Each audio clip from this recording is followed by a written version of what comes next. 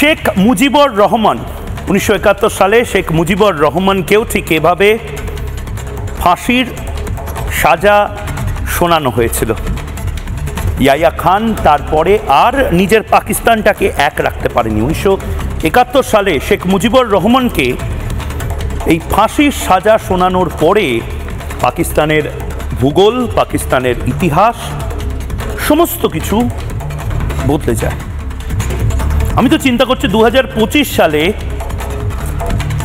শেখ মুজিবুর রহমানের কন্যা শেখ হাসিনাকে ফাঁসির সাজা শোনানোর পর না আবার বাংলাদেশের ভূগোল, বাংলাদেশের ইতিহাস আবার নতুন করে লিখতে হয়, আবার নতুন করে ম্যাপ তৈরি করতে হয়, নতুন করে ইতিহাসের চ্যাপ্টার যুক্ত করতে হয়। এটা আসলে চক্রের মতন ঘোরে। 1971 থেকে 1925 শেখ মুজিবুর রহমানের পর আজ শেখ হাসিনা